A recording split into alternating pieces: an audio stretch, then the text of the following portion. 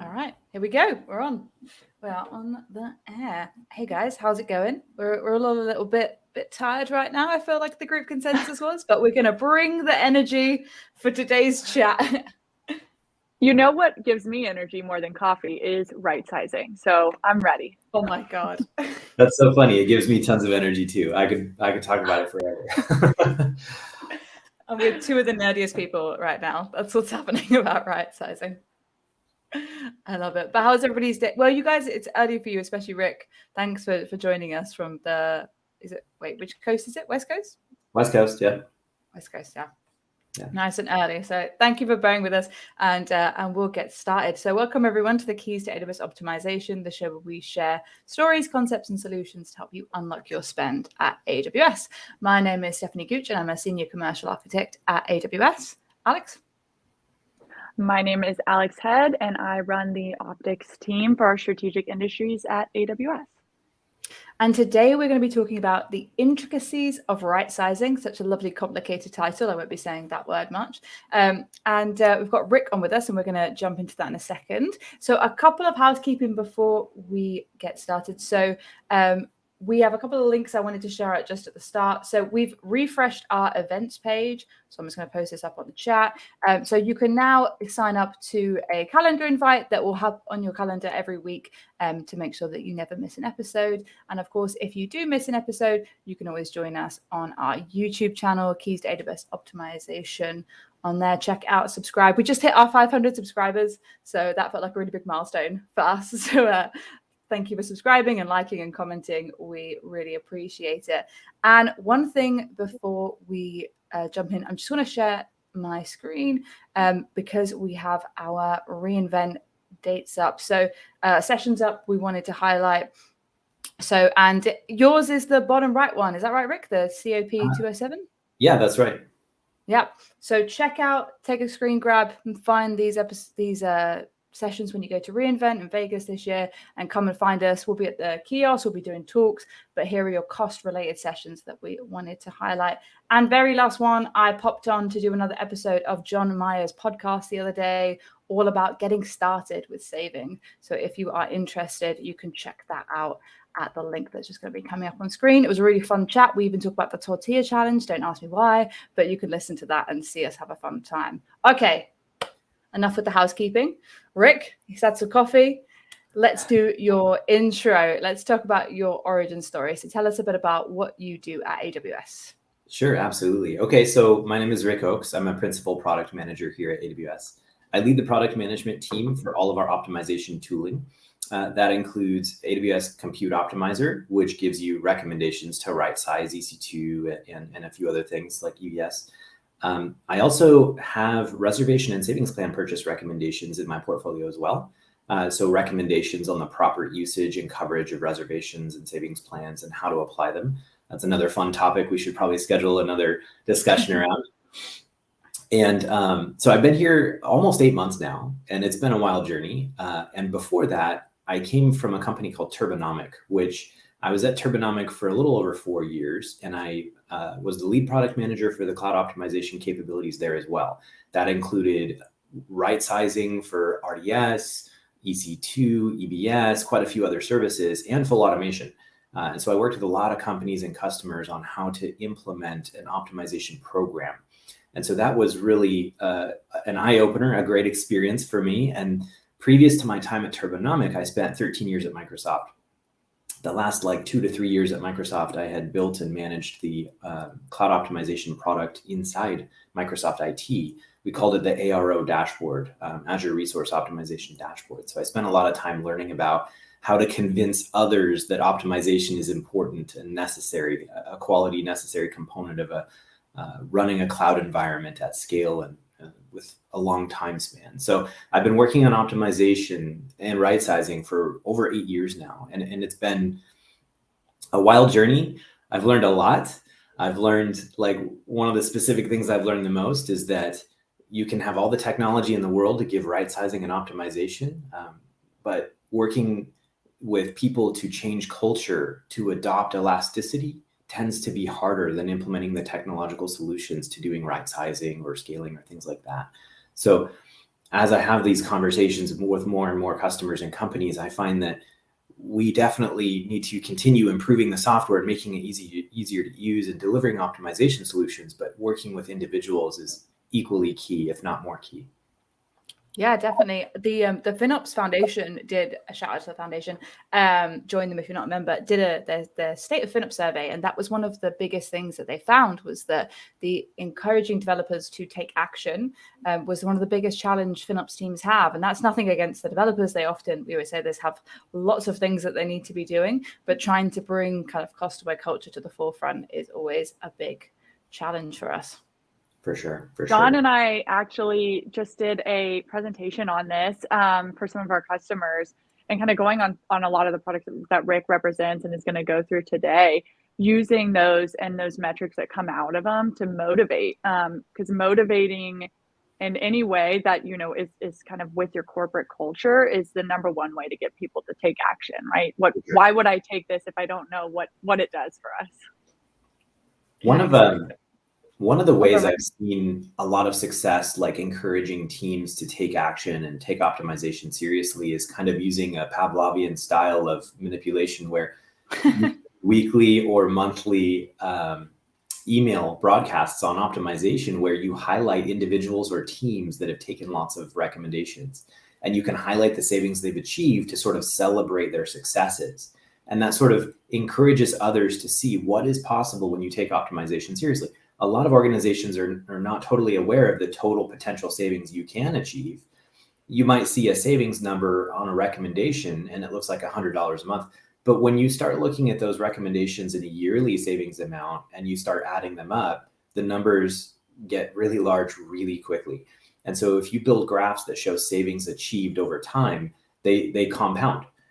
If you take 10 actions in the first month and 10 actions in the second month and 10 actions in the third month, you get the benefit of the 30 right-sizing actions taken in the third month compounding over time. And so your savings graph hockey sticks, and it's really impressive.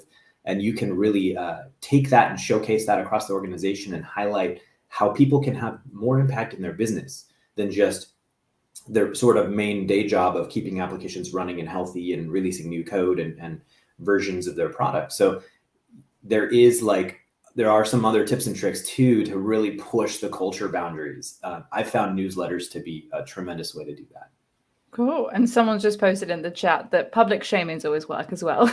Yeah. So, so you can use the carrot or the stick. The stick does work, especially if you have like leadership buy-in and there's targets and everything like that. I found the carrot to work a little bit better because there's always like this funny joke that can circulate. Well, if I save the company, $300,000 a month, do I get some of that? Right? Do I get a bonus or a raise? Oh yeah. The amount of times heard that. Yeah. I've heard that in so many conversations. And it's like this idea that you have such a large impact at your company very easily really can make you feel like you have more impact and you're more valuable. You're bringing more value to your company because you are impacting the bottom line of this company's profit and loss and revenue and all that sort of stuff. Well, that's why it's so important to not just show where the opportunity is, have that kind of list of shame, for lack of a better term, but also to show where the successes are, which I know a lot of people have used Compute Optimiser for, pulling it multiple weeks or months in a row and seeing who has less recommendations, who's made the most improvements, and being able to dive into that further. For sure. Yeah, and of course you've got to shout it out. One way in which helps you do that is checking out the Compute Optimiser dashboard. Too many dashboards. Sure. And you can use the optimization data collector to track and keep those data stored in your S3 data lake and S3, obviously in S3, to back it all up so you can do that look back period. I also want to shout out whoever this was to say, can't Steph just use her Thanos glove to optimize? I would if I could, guys. But yeah, so yeah, definitely agree. I feel the carrot method is always better. But let's get into, I've seen some more questions. We'll pop back into those in a sec. But let's get into some recommendations. We always love giving people stuff to do from this channel. So let's go into our kind of, Rick, we talked about some low-hanging fruit that you like to suggest when it comes to generally right-sizing. Where would you start people off? Absolutely. That's such a great question too, because organizations, when you consider right-sizing, it can feel overwhelming. And it can feel overwhelming because you have to take downtime to size EC2 instances. And you might or might not have downtime windows or maintenance windows already pre-configured, maybe via tags or a CMDB or something like that. But a lot of organizations are not really warmed up to the idea of taking change in an environment, because your production support organization kind of has a mentality of 5 nines. If it's not broken, don't fix it. Don't touch the apple cart, right? And so there's this mentality that the IT organization at large in general has grown up with this idea that we shouldn't disturb production. And this kind of causes this anti-change, risk-averse culture. And it's okay. It's actually good in a lot of respects. And the reason why this mentality has developed over the decades is positive. It used to be that rebooting a server wasn't a guaranteed thing. The capacitors might pop if you reboot it. The power supply might give you issues. So rebooting was kind of a riskier thing. And nowadays, it's not really the case anymore. That being said, we can circumvent this aversion to right sizing a little bit by taking right sizing actions that take no downtime. And let me explain that. There are some right sizing actions that you don't need to necessarily cut tickets to the ops team to take. If there's no downtime, there's no negative performance impact to these recommendations, you can go just execute them. And honestly, nobody's the wiser. You just get the benefit of better performance and lower cost without a whole lot of fanfare about it. And specifically, EBS right-sizing recommendations are a great example of this, because you can move from GP2 to GP3. And that's a great move anyways. Like, everybody should be kind of looking into that. It's 20% lower cost per gig right off the top, and you get higher IOPS. So the lowest amount of IOPS you can get in GP3 is 3,000, which is awesome, and a huge uplift from GP2's baseline value, which can go as low as 500. So you instantly get an uplift to the minimum of 3,000 IOPS across all of your volumes in your AWS fleet. But you can take all of those actions. You can even script out and move them all in one day, and nobody would notice. There's no downtime associated with it. There's no negative performance impact. And boom, 20% off your EBS costs for your entire GP2 fleet in one day.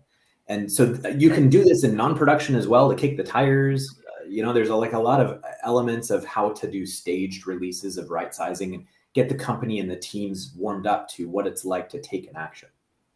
To echo that, I would say across all the customers that Optics works with, that has been the biggest mover this year. The quickest, biggest mover that we've had of like the second we get in. And there aren't that many times where we get pushback on it. But Rick or Steph, Steph, maybe from you, from a customer perspective, are there any scenarios where you have gotten pushback on that?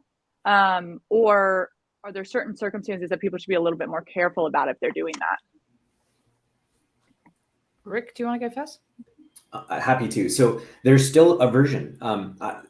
It tends to not be technical in nature, but there's still organizations that want to validate and approve each individual tier before they onboard it, especially into production. And so I usually will, when I run into some aversion or concern around moving to GP3, I'll talk about doing non-production first. And that's like a nice way to sort of dip your toe in the water on right sizing and the benefits and values of taking actions. And we can go and execute maybe a dozen or a couple dozen GP2 to GP3 moves in a non-production environment. And then we can track the savings. And then you have like a verifiable achieved carrot that okay, now you've saved X number of dollars, whether that's, even if it's only like $20 per volume per month. That sort of is the proof in the pudding that right sizing works. Your non-production environments didn't drop, they didn't fail, right? Because performance is the absolute most important part of why these applications are running in your environment anyways. So once we validate that the performance is not injured, that the applications are not being harmed by taking right sizing actions, we sort of buy some goodwill. And as we work with different application teams and application owners, we can then expand into additional environments, whether they're performance test environments, user agreement test environments, pre-prod, things like that. And then really, as we get closer to production, we can continue that validation approach as well. Yeah, I think the main thing that we've seen is we suggest customers try and approach the low-hanging fruit is the classic phrase, but the ones that are the like can instantly save them money. They don't have to think about it too hard. So anything under a terabyte for GP2, that I think the IOPS will be exactly the same or better than it was before. Anything over is a little bit different, and you might want to look at it a bit closer. So we normally start with that. I think the main ones people have trouble with is if they've got something that's like a lift and shift and they they just don't want to touch it because they're just, like you said earlier, they're too scared to touch those ones. And you're like, okay, well, you can leave that. There's probably a lot more savings left on the table. And someone's just posted in the group, just did this last month, 90% of our EBS volumes were GP2, switched to GP3 in production with no impact to performance. So I've screenshotted that. That I think needs to be like the best news. So thank you for sharing that. That's really cool. And also thanks. We've had some questions about what GP2 and what GP3 are, but thankfully people in the chat are responding. So thanks guys for kind of covering that question for us. But yeah, so anything else on the kind of EBS stuff that you wanted to flag? So there's also, I'm sorry, go ahead, Alice. No, if you've got it, go for it. There's also the migration from IO1 to IO2, which is another really strong move. It increases the total amount of IOPS you can configure. There's also a lot of IO1 and IO2 volumes that I've seen that don't need to be IO1 or IO2. So that's another optimization that's definitely out there. Also, I have to put a plug in for my product, Compute Optimiser. Compute Optimiser does give recommendations to go from GP2 to GP3. So if you need to take a look at maybe which sizes to pick from in the GP3 fleet when you do these migrations, definitely take a look at Compute Optimiser. You just go in the console and type in Compute Optimiser, and you'll see all of those EBS recommendations, and you can export them and create a script to automate execution or work with Optics team to help. So that capability is already there for you. You don't have to do a whole lot of work to go figure out what the total value of that migration is as well. Yeah, and don't forget you need to enable this, the Compute Optimiser. So guys, if you haven't done it already, go and do that. And definitely the changeover. I mean, I wrote a script to do it for all of my EBS volumes in my account. If you have infrastructure as code, you should go that way because you don't want to have something that's spun up and then you change it to GP3 and then it comes like you might spin up another one that's back to GP2. So make sure that you do speak to the owners of infrastructure to make those changes happen and stay in the code. Is turning it on one by one account, or do you do it at the pair level, or how what's the best practice around that? Pair level? I'm just checking with Rick. I'm like, you can do it at the pair level, right? So it really comes down, there's several best practices. Doing it by account level is okay. I think doing it by environment type is safer. I think organizations tend to expect and are used to doing things by non-production first and then production first and doing like a wave approach. I've seen that be a little bit more risk averse, a little safer, and still fairly effective.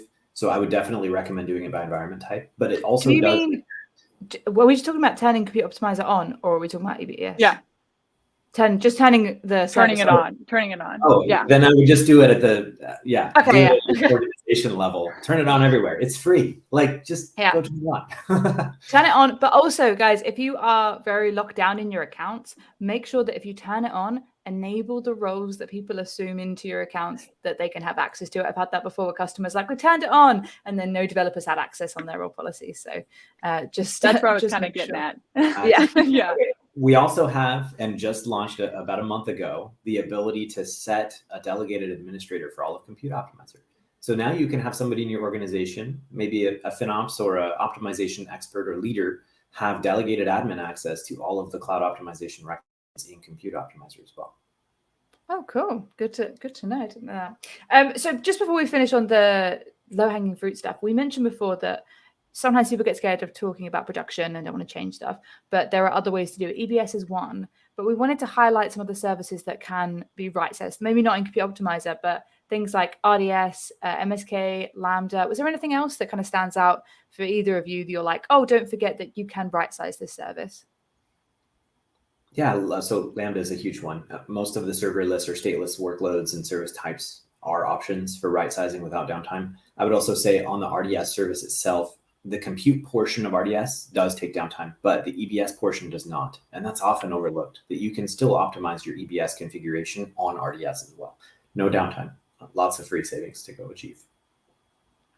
Cool, definitely. All right. So Rick is a big old nerd for this stuff. You love it. You could talk about, he said before we start, I could talk about this for hours. You could just let him go, as you could probably tell. But you really wanted to talk about memory metrics as one of the passion things you wanted to share. So let's talk about, what is memory data and what is kind of memory metrics? Yeah, if people have been taking a look at kind of the what's new log of new launches in AWS, you'll notice last week, we launched support for a few new memory metrics in Compute Optimizer. And thanks for blasting it out on social media as well. I saw a lot of posts out there about that launch. I'm really excited about it. It doesn't look like a huge launch on the surface, but it is huge because we're now taking into account several new counters in CloudWatch for memory metrics. And this is important. When Compute Optimizer has visibility into memory, your savings increases dramatically. And I want to explain why. When Compute Optimizer does not have memory metrics, it will not give you right-sizing recommendations to downsize memory capacity because it doesn't know for sure if it can safely do it. So the recommendations you see in Compute Optimizer are extremely safe. They're performance safe. And it's designed that way on purpose because we do not want your applications and your environments to be harmed from a performance standpoint. You can even think of Compute Optimizer first as a performance recommendation engine. And it just so happens to save you some money because it's not blindly over provisioning. When we add memory metrics into that, it opens up the number of instances it can consider for right sizing very dramatically. And one of the reasons why is because say you are in a certain instance family, say like the M5 family.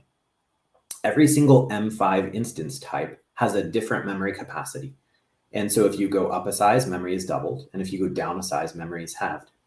You cannot stay in the same instance family with a recommendation unless you have memory visibility, because we won't recommend downsizing the memory capacity. So the only right sizing recommendation we can give is to move to a different instance family that has a different CPU to memory ratio, essentially less CPUs with the same amount of memory. That means that right sizing action is not as aggressive as it could be to save you money. It is extremely safe. So those recommendations are very trustworthy, but we can do better. We can do better by attaching memory data. The savings amount increases drastically because we can stay in the same family and make a bigger reduction on your size. So that, of course, has a much larger financial impact and reduction in cost, but then also gives you more opportunity to do more fancy right sizing. We can pick newer CPUs that have faster cores. We can even reduce core count and increase your CPU speed in general because of some of the new CPU types. So when you turn on memory metrics, you will see the amount of savings you get from Compute Optimizer increase very dramatically. I've had some customers increase well over 3 times the total savings amount. So it's much easier for organizations to pay attention to optimization if the number is 3 times plus larger. Yeah. So we've got Alex, do you want to go? Well, for some reason, I can't pop it up on the screen, but there's a question in the chat, so Steph's going to have to do it. But that I think is a very common one that we get when we meet with customers. And that is, do you have a general guide of the CloudWatch cost increase of adding memory metrics? And I know from our standpoint, we always say, make sure you set retention policies. You don't need to be, for how you're storing that, but curious of what your point of view is there. Yeah, absolutely. Retention is a fantastic discussion as well to keep costs extremely low for CloudWatch. Compute Optimizer by default looks at 14 days of historical data. If you turn on enhanced infrastructure metrics, which is a feature, it's a paid feature, it goes to 93 days. So if you do not have enhanced infrastructure metrics, you don't really need to keep more than 14 days of historical data. That keeps the cost of CloudWatch really small. We're talking a few pennies per server per month. It's really not that much. Especially when you talk about like the right sizing savings, more than tripling when you do have that memory data, you reclaim that cost so quickly. It's a great investment. But I would also say the cost associated with turning on CloudWatch, and then also if you turn on enhanced infrastructure metrics, which is about $0.25 a month per server, that can increase the confidence in the right sizing recommendations from your app owners as well. So this increases the chance and the odds and the success rate of taking those recommendations and going and achieving that savings. So it's definitely like a gate or a barrier that a lot of app owners will say, I'm not sure about these right sizing recommendations. And if you can just knock that complaint down right away by having memory metrics and having enhanced look back periods, you can give full featured right sizing recommendations that are expansive and have tons of data in them with, we're talking like a few extra pennies a month for hundreds a month in extra savings. So that's how I approach the conversation. That being said, it's turning it on sometimes takes some time. It takes some approvals and discussions in an organization to say, is this the right strategy we want for visibility and right sizing? And sometimes that just takes time. And maybe the big suggestion, I think I talk a lot about cloud optimization because I think that there is often a lot that can be saved there, especially if people have enabled things and they've left it enabled and they didn't realize they'd done it. And then the CloudWatch costs spike. And because it's not in the top 5, they might not even notice it. Come to my reInvent talk to learn more about this. But what you can always do is you can turn these things on and off. Don't forget that. So if you have your biggest spending accounts, maybe your top 5, and you're trying to target your right sizing approach, turn them on for a little bit and then use that data. And then once you've right sized, turn it off. I mean, I think people forget as well that you can enable these features and disable them, but it also means that you can target your approach, which I think is really powerful because I remember at previous jobs, we'd have thousands of servers. And for me to be like, okay, I'm going to right size, that would have been so daunting to try and right size thousands of servers. But if you can kind of say, okay, we're going to focus on these accounts, let's actually see the data, find the accounts that people care about optimizing, then you can enable those features. So basically don't enable it for everything. Have like a targeted approach. I'd also say too, set up an alert, a budget alert. I think we have a Keys show where we talk specifically about this. But anytime you're trying out something new, if you're worried about it, just have that buffer of setting up an alert so that you don't forget about it. And you know that maybe something got wonky, right? The tricky thing is exactly what Steph just touched on. When you're using services that aren't high billers, but can sneak up on you, so they're not really showing up on the top of your radar, it's always good to just add in that budget alert and keep an eye on it because there's usually quick ways to clean that up or like quick ways that you can act on it when that happens. Exactly. And for those asking in the chat, yes, you can see all these videos on YouTube. That's our YouTube channel. And just someone else optimize is fun. I think it's a great handle. I'd recommend if you have an environment that needs right sizing, turning it on would help in order to see savings, especially if you do not have other metrics and tools. So hearing from other people that they like to do it as well. Okay, we literally have 3 minutes left. Rick, I know you wanted to talk a bit about the maths of how this works. I don't know if we have enough time for that, but have you got any kind of last minute things you wanted to share with us today? Yeah, so I kind of alluded to it a little earlier in the conversation where I mentioned Compute Optimiser is more of a performance recommendation engine that happens to save you cost.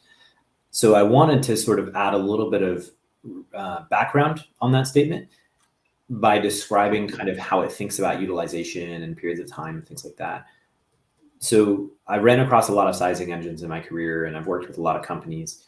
I can tell you that doing sizing activities based on CPU average or CPU max, those are really bad ways to go. And I say that, with all humility, sizing based off peak utilization is really fraught with peril because if you upsize a server every time it peaks utilization, you will be upsizing every time you reboot that server. Utilization peaks whenever you boot a server, whenever you patch a server, sometimes when you're just doing backups. And so you have to be using a sizing engine that really accounts for transient peaks happening because of maintenance tasks. So it's really, really important to take some number of those peaks out because it's okay for a server, for a virtual machine, for a laptop to peak utilization. In fact, it's designed to do that. And so we have to use right-sizing engines that take into account the fact that peaking is okay. What's not okay is staying at peak. And so you have to be using right-sizing engines that they calculate how often something peaks and for how long. And we use percentile mathematics to do that. And so Compute Optimiser uses a very conservative 99.5 percentile value, which means we throw out 0.5% of the peaks for reboots, patches, maintenance, things like that. And then we make our sizing decisions based off that. And then we add an additional buffer on top of that math as well to make sure we're never sizing you so close to the top range of utilization that you risk performance issues. That's so important that we give great right sizing recommendations. It's critical. So that way you can take these right sizing recommendations. It doesn't burn you. You can reduce costs, but still have a very safe overhead buffer for making sure your workloads have room in case you do have a couple transient spikes or unexpected additional load on your application. There's room for that even when you are right sizing. Excellent. Okay, we are at time. Thank you so much, Rick, for joining us. If anybody has any questions or follow-ups, email us, costoptimization at amazon.com. Someone for scones for tea. Your story sounds really interesting, so please email us if you're interested or maybe sharing a little bit more. Thanks everyone for chatting. We really appreciate everyone's comments. Thank you, Rick, for joining us. Next week we have a customer, Jeremy Jackson from ASG, is coming on. And as always, have a good week, everyone, and we'll see you here next week.